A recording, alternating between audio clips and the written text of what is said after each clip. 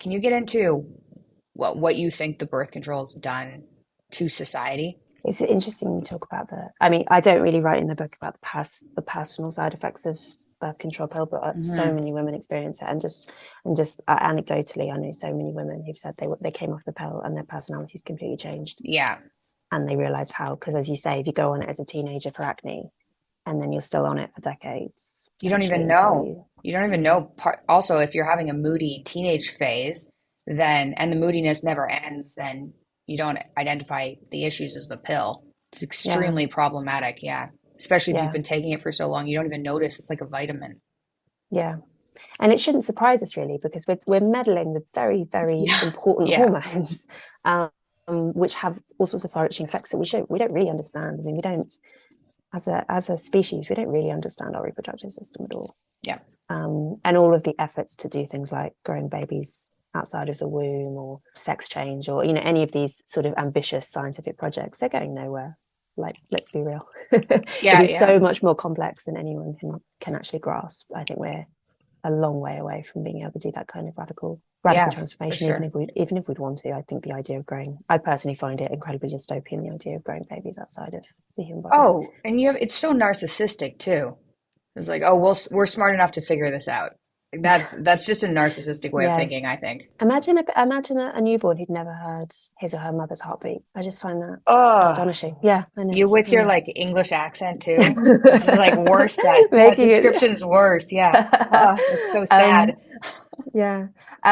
So the pill, yeah. I mean, so in terms of the social consequences of it, I don't think that we should be surprised that for the first time in the history of the world, reliably separating sex from reproduction has had some pretty massive effects, and that those effects have been both positive and negative, and vast, right? And the thing that you notice happening across, if you look at the social effects in the decade or two immediately following the introduction of the pill, remembering that it came in two waves. So initially the pill was made available to married women only, and then it was made available to unmarried women as well. Ah, And then not long afterwards, you have, I mean, the timeline in Britain and America and other Western nations is all about the same. Not long afterwards, you then get the decriminalization of abortion. And then not long afterwards, you see the shotgun marriage ends as an institution. Like, you see marriage rates of all kind falling off a cliff, but you also see the shotgun marriage, which had existed to deal with unwanted childbearing, disappears as a social tool. And the really perverse outcome of the pill, which is a beautiful example of the fact that human beings are very, very complicated, and our societies are very complicated, and you can't predict how technology shocks are going to affect them. You see rates of single motherhood rise. Who would have thought that would happen, right? You introduce a technology which allows women to regulate their fertility, and it leads to a rise in single motherhood. But I think the reason for that is because the pill isn't 100% effective. No form of contraception is. And actually, the early pill in particular, you've got quite a high rate of, quite a high failure rate. But you end up with the absolute amount of premarital sex goes up, and therefore some portion of that is going to result in an unwanted pregnancy, and some women, for whatever reason, don't want to have an abortion, and so you'll end up with unexpected babies. And when the social institutions that used to exist to regulate fertility, like marriage, have all fallen away as a result of the pill's introduction.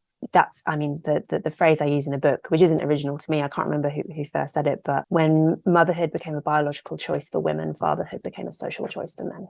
And it became socially acceptable for men to walk away from children, in a way that it hadn't been before. Not to say that there hadn't always been cases of scoundrels, impregnating women and then leaving, but it is now, the deadbeat dad is now completely socially acceptable in a way that he wasn't before, and is really, in a way, that one of the winners of the sexual revolution, because there's now no, I mean, the rates of non-payment of child support are astonishingly high, and it shouldn't surprise us that single mothers are some of is the group of people most likely to be in poverty, while married mothers are least likely to be, which is why I have a chapter at the end of my book where I make a feminist case for marriage, and say that actually marriage is completely in the interests of mothers and of children.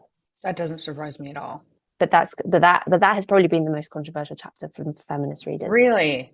Yeah, yeah, Well, yeah, I suppose if you don't think about it. then it would be Yeah. difficult to wrap your head around, I suppose.